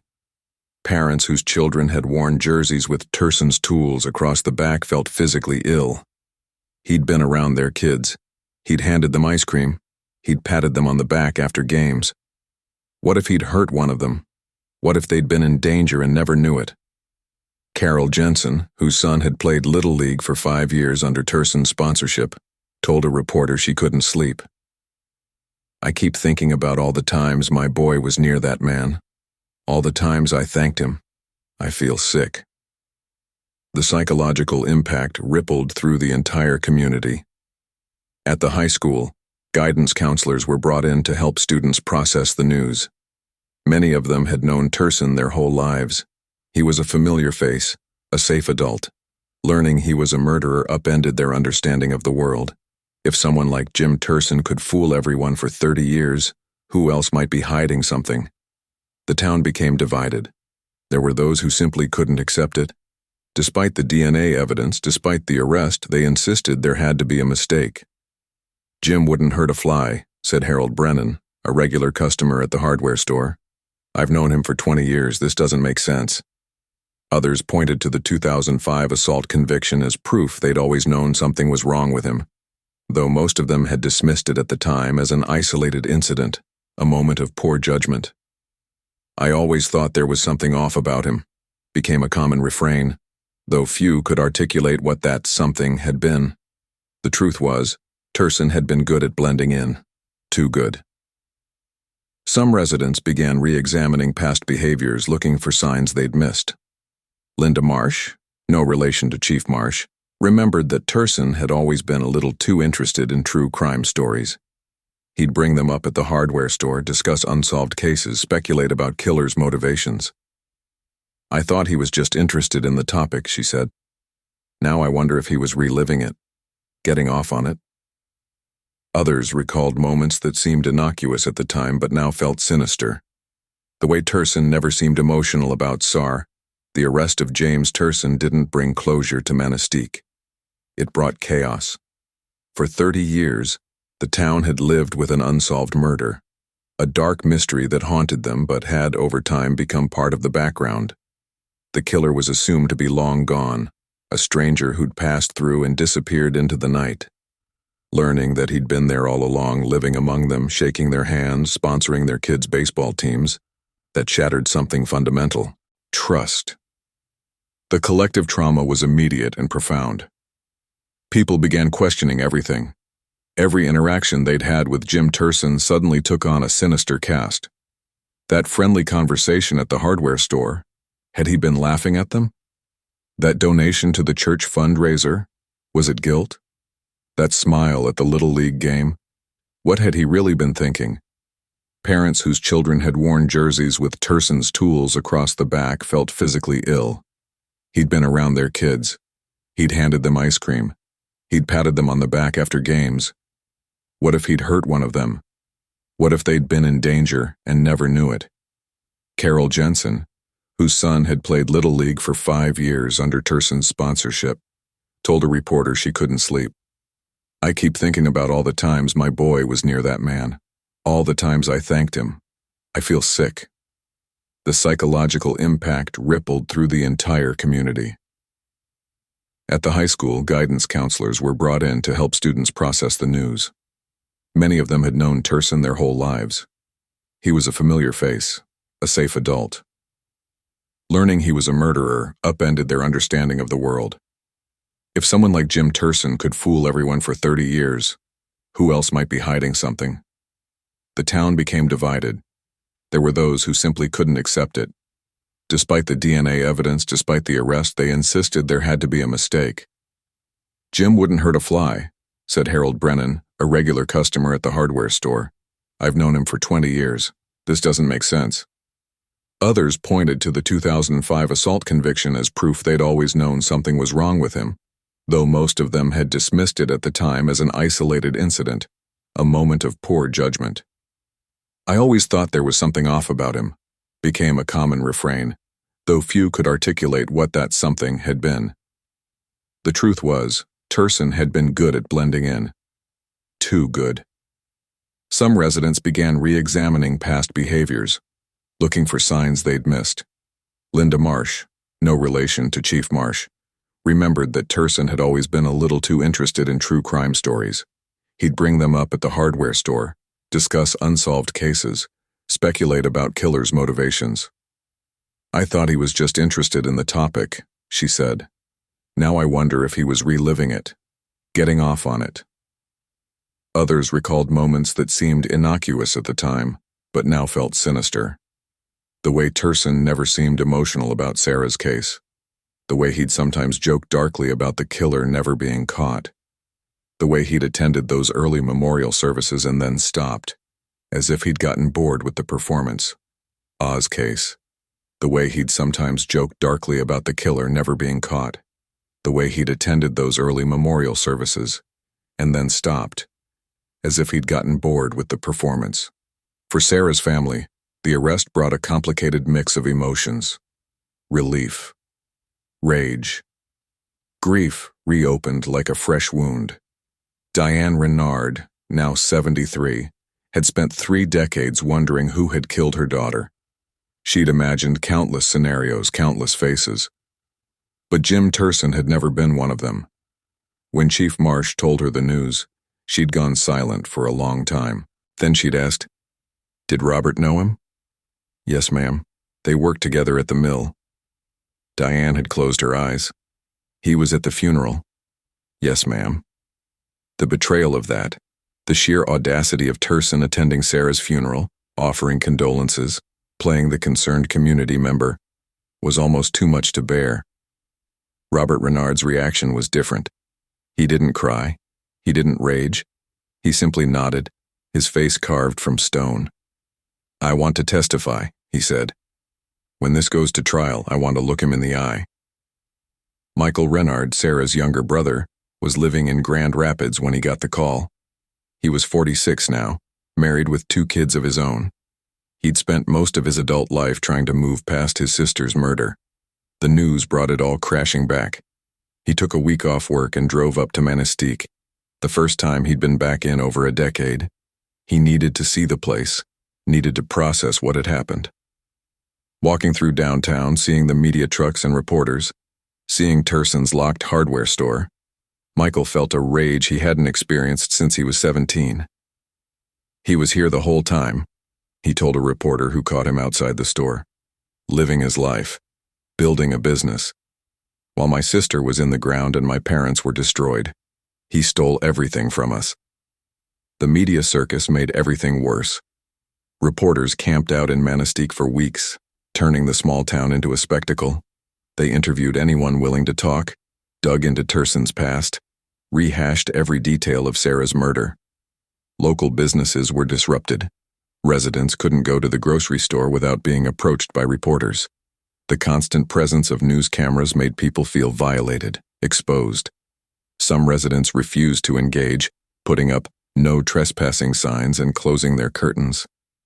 Others embraced the attention, eager to share their shock and outrage on camera. The town's identity became tied to the case in a way it hadn't been before. Manistique wasn't just a small UP town anymore. It was the town where a killer hid for 30 years. Church attendance spiked. People needed community, needed to process their trauma together. Pastor Williams at First Lutheran held special services, offering counseling and support. "We're all struggling to understand how this happened," he told his congregation. "How evil can hide behind a friendly face. But we have to remember that this is one man's sin, not ours. We were deceived. That doesn't make us complicit." But for many residents, that distinction didn't ease the guilt. They'd liked Jim Turson. They'd trusted him. They'd done business with him, laughed at his jokes, invited him into their lives. And all the while, he'd been a monster. The case against James William Turson was built on science, testimony, and 3 decades of lies finally unraveling. The DNA evidence was the cornerstone, irrefutable and damning. The tissue found beneath Sarah Renard's fingernails in 1979 had yielded a complete male DNA profile. When compared to James Turson's DNA, collected during his 2005 assault conviction, the match was absolute. 13 specific genetic markers were compared, all 13 matched. The statistical probability of this being a coincidence? 1 in 4.7 trillion. To put that in perspective, there are roughly 8 billion people on Earth. The odds of someone else having that exact DNA profile were essentially zero. Sarah had scratched her killer during the attack. She'd fought back with everything she had, and in doing so, she'd left behind evidence that would eventually identify her murderer, even if it took 30 years for technology to catch up. But the prosecution wasn't relying solely on DNA. Once Turson was identified, investigators went back through the original case file with fresh eyes, and suddenly things that hadn't made sense in 1979 clicked into place.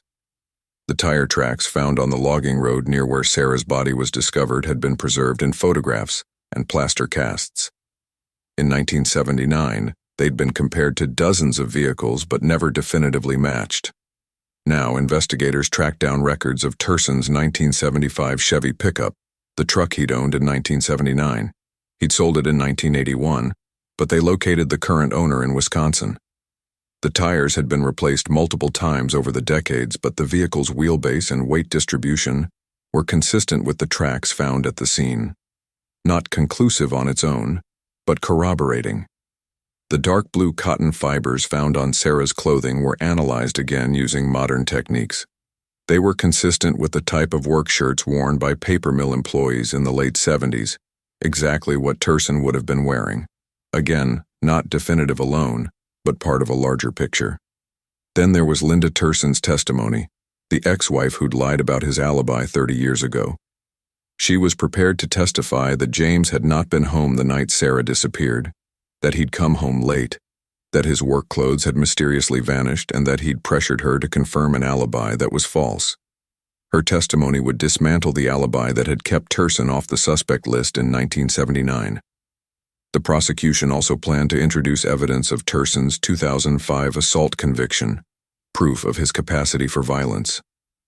While past crimes aren't always admissible, the brutality of that attack demonstrated a pattern of behavior consistent with Sarah's murder.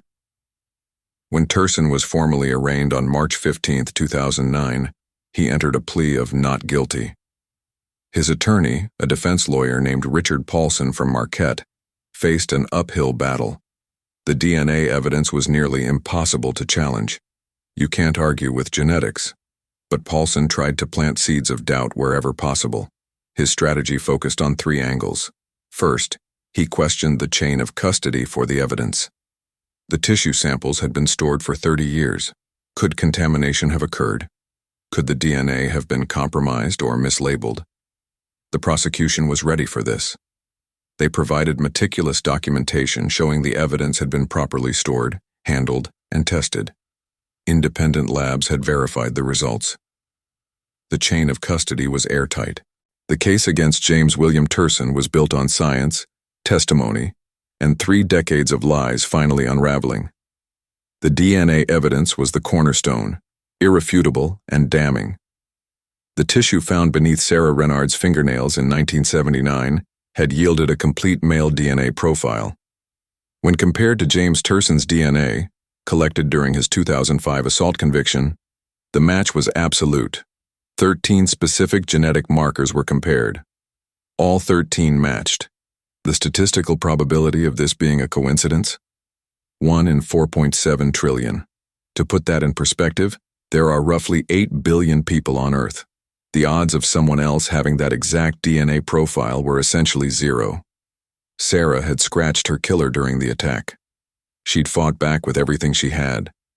And in doing so, she'd left behind evidence that would eventually identify her murderer, even if it took 30 years for technology to catch up. But the prosecution wasn't relying solely on DNA. Once Turson was identified, investigators went back through the original case file with fresh eyes, and suddenly things that hadn't made sense in 1979 clicked into place. The tire tracks found on the logging road near where Sarah's body was discovered had been preserved in photographs and plaster casts. In 1979, they'd been compared to dozens of vehicles, but never definitively matched. Now, investigators tracked down records of Turson's 1975 Chevy pickup, the truck he'd owned in 1979. He'd sold it in 1981, but they located the current owner in Wisconsin. The tires had been replaced multiple times over the decades, but the vehicle's wheelbase and weight distribution were consistent with the tracks found at the scene. Not conclusive on its own, but corroborating. The dark blue cotton fibers found on Sarah's clothing were analyzed again, using modern techniques. They were consistent with the type of work shirts worn by paper mill employees in the late 70s, exactly what Turson would have been wearing. Again, not definitive alone, but part of a larger picture. Then there was Linda Turson's testimony, the ex-wife who'd lied about his alibi 30 years ago. She was prepared to testify that James had not been home the night Sarah disappeared, that he'd come home late, that his work clothes had mysteriously vanished, and that he'd pressured her to confirm an alibi that was false. Her testimony would dismantle the alibi that had kept Turson off the suspect list in 1979.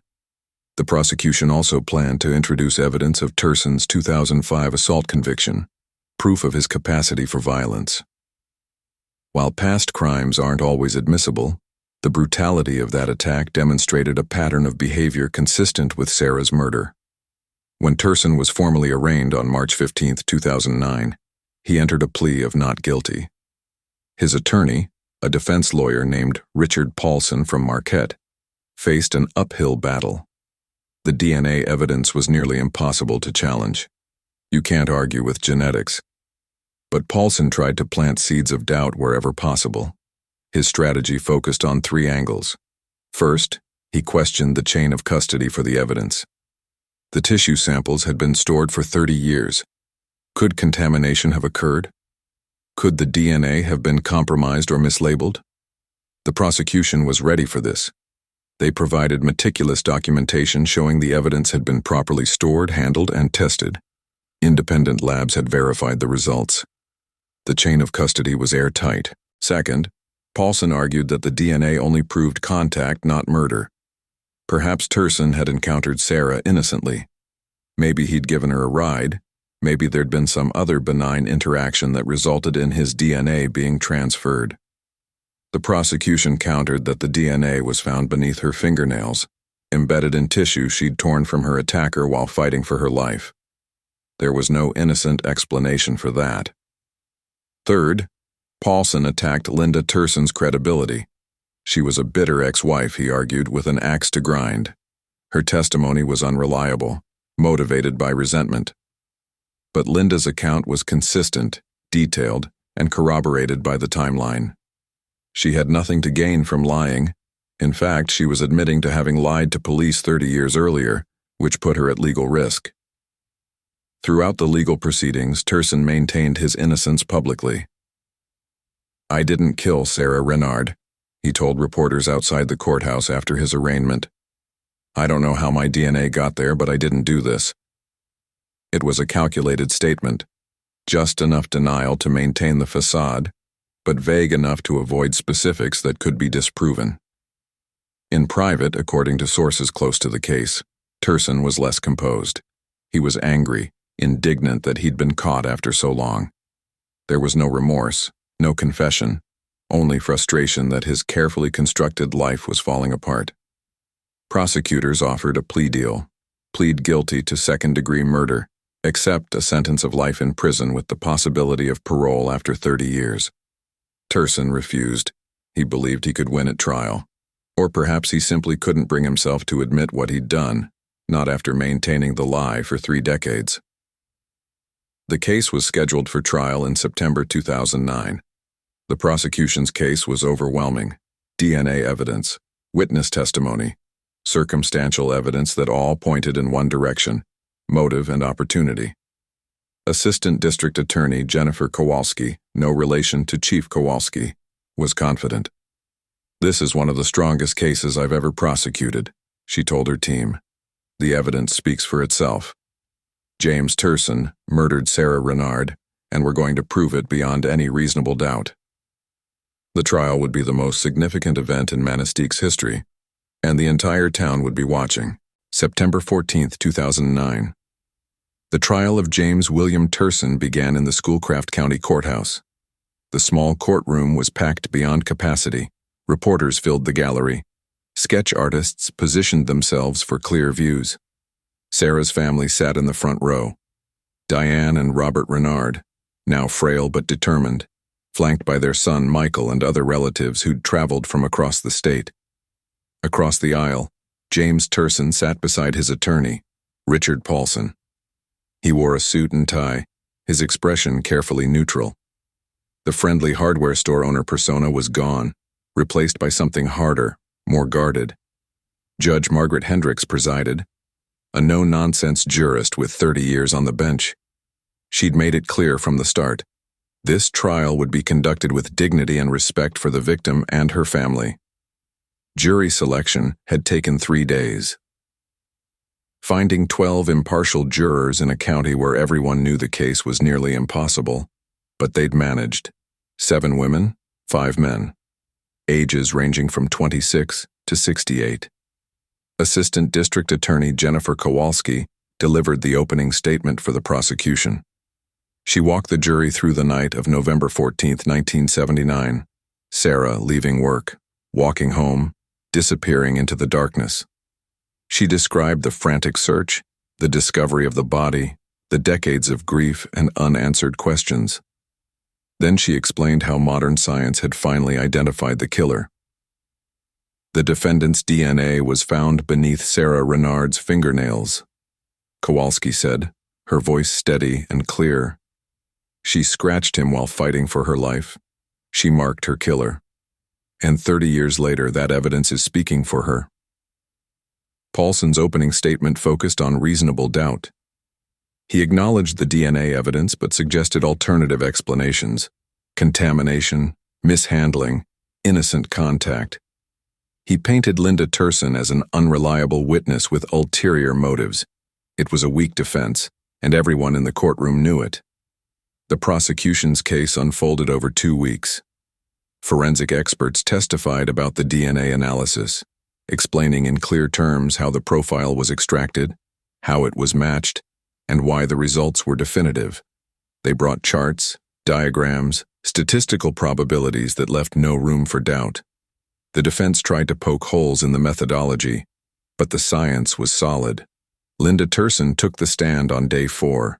She was visibly nervous, her hands trembling as she was sworn in. But her testimony was powerful. She described the night Sarah disappeared, how James had come home late, how his clothes had vanished, how he'd lied to police, and pressured her to confirm that lie.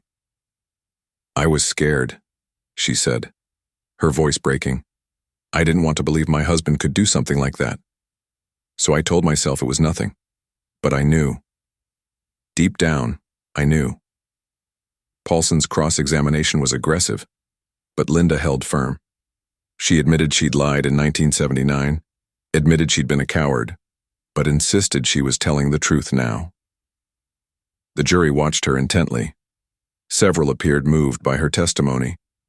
Robert Renard testified about working with Turson at the mill, about the man offering condolences after Sarah's death, about the years of not knowing that his daughter's killer was someone he'd known.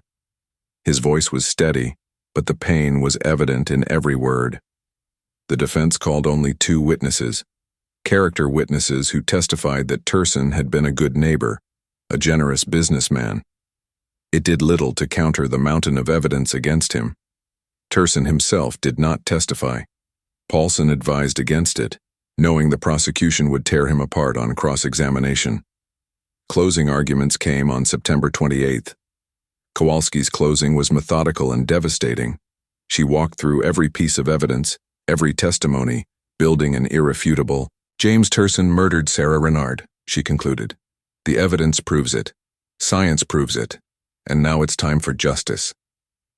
Paulson's closing was a last-ditch effort to create doubt where none existed, but his heart didn't seem in it. The jury deliberated for less than 4 hours. When they returned, the courtroom fell silent. "On the charge of first-degree murder, how do you find?" The jury foreman, a retired teacher named Patricia Mills, stood. "We find the defendant guilty." The courtroom erupted.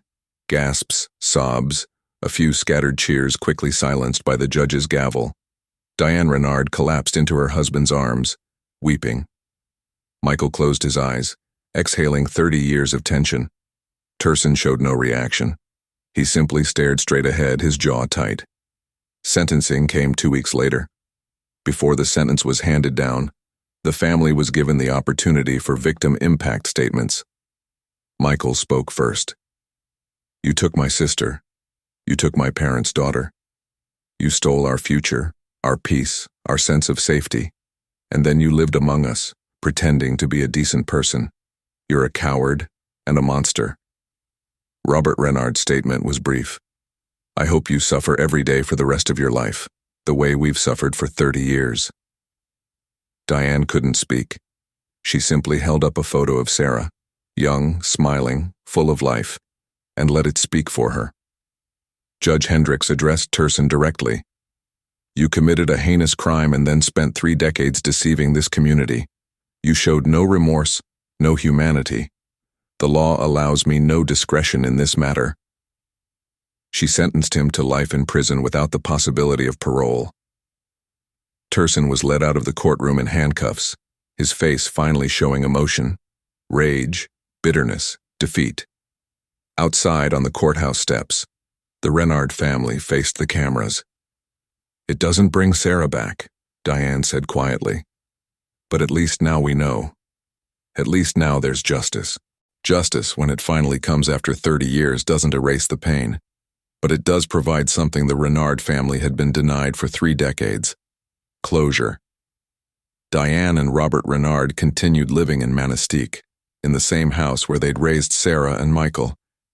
They were in their mid-70s by the time Turson was convicted, their bodies worn down by age and grief, but there was a lightness to them that hadn't existed before. "We can finally breathe," Diane told a reporter a year after the trial. "For 30 years we lived with this weight, this not knowing. Now we know, and he can't hurt anyone else." Robert passed away in 2012 at the age of 78. His obituary mentioned that he'd finally gotten to see justice for his daughter before he died, a small mercy after decades of suffering. Diane still lives in Manistique as of this writing, now in her late 80s. She visits Sarah's grave every week, bringing flowers, talking to her daughter like she's still there. In a way, she is. Michael Renard returned to Grand Rapids after the trial, but the resolution changed something in him. The anger that had defined much of his adult life began to ease. He became an advocate for cold case investigations, speaking at law enforcement conferences about the importance of never giving up on unsolved cases. "My family waited 30 years, he'd tell audiences, but we got answers. There are thousands of families still waiting. Don't let them wait forever." Manistique's healing process was slower and more complicated. The revelation that Jim Turson had been living among them for 3 decades left scars that didn't fade quickly. Trust, once broken so completely, is hard to rebuild. Some residents left town, unable to reconcile their memories with the truth. Others stayed but carried a wariness that hadn't existed before. A recognition that evil doesn't always announce itself, that monsters can wear friendly faces. Turson's hardware store remained closed for months after his arrest. Eventually, the building was sold and converted into an antique shop. The new owners deliberately removed any trace of what it had been before. The Little League team found a new sponsor. The jerseys with Turson's tools were quietly retired, replaced with new ones that carried no reminder of the man who'd fooled them all. But the town also found strength in the resolution. Annual memorial services for Sarah continued, now with a different tone. Not just mourning, but celebrating that justice had finally been served. The case became a testament to the importance of cold case investigations. Across the country, there are hundreds of thousands of unsolved murders, cases that went cold decades ago, evidence sitting in storage, families living without answers. The Sarah Renard case proved that time doesn't have to mean defeat, that advances in technology can reach back through the years and solve cases that once seemed hopeless. DNA technology has revolutionized criminal justice in ways that would have seemed like science fiction in 1979. What was impossible then, identifying a killer from microscopic skin cells, is routine now. Since the development of DNA profiling, thousands of cold cases have been solved. Rapists and murderers who thought they'd gotten away with their crimes have been identified and brought to justice, sometimes decades after the fact. The message is clear. There's no statute of limitations on murder. Evidence doesn't forget. And investigators who refuse to give up can still find answers, even after 30 years. Chief David Marsh retired in 2011, 2 years after Turson's conviction. He'd spent his entire career in law enforcement, but solving Sarah's case was the achievement he was most proud of. "We owed it to her," he said in his retirement speech. "We owed it to her family, and we owed it to this community to show that we don't forget. We don't give up." These stories matter because they remind us that justice, even delayed, still has meaning. They matter because they give hope to families still waiting for answers. They matter because they demonstrate that evil, no matter how well hidden, can eventually be exposed. And they matter because they honor the victims, people like Sarah Renard, whose lives were stolen, but whose stories refuse to be forgotten. Sarah was 20 years old when she died. She wanted to be a nurse. She wanted to help people. She wanted a future. James Turson took that from her. But he couldn't take her memory. He couldn't erase the impact she had on the people who loved her. And he couldn't escape the evidence she left behind when she fought back. In the end, Sarah Renard got the last word. Sarah Marie Renard was more than a victim. She was more than a case file, more than a statistic, more than a cautionary tale. She was a daughter who made her mother laugh, a sister who defended her younger brother, a friend who kept secrets and gave the best advice, a waitress who remembered your coffee order, a young woman with dreams of becoming a nurse, of making a difference, of building a life. She was 20 years old, standing on the edge of her future, when that future was violently stolen from her. For 30 years, her story was defined by the mystery of her death. But her life, the 20 years she lived, the people she touched, the kindness she showed, that's what should define her memory. James Turson took her life, but he didn't take her legacy. Sarah's case reminds us that justice, even when delayed, still matters. That families deserve answers. That investigators who refuse to give up can change lives. That science and determination can reach across decades to hold the guilty accountable. It also reminds us of something darker, that evil can hide in plain sight. That the person you trust, the neighbor you wave to, the friendly face at the hardware store, they might be carrying secrets you can't imagine. We want to believe we'd recognize a monster. But the truth is, monsters are often experts at blending in. That's not meant to make you paranoid. It's meant to make you aware, to trust your instincts, to look out for each other, to never stop asking questions when something doesn't feel right. And for the families still waiting for answers in their own cold cases, don't lose hope. Technology is advancing every day. Investigators are reopening old files. Your loved one's case might be next. If this story moved you, please hit that like button, share this video, and subscribe to Revealed Crime Cases. Your support helps us bring more of these important stories to light, and I want to hear from you. Do you think cold cases should have a time limit? Or should investigators keep pursuing justice no matter how many years have passed? Drop your thoughts in the comments below. Thank you for watching. Thank you for remembering Sarah.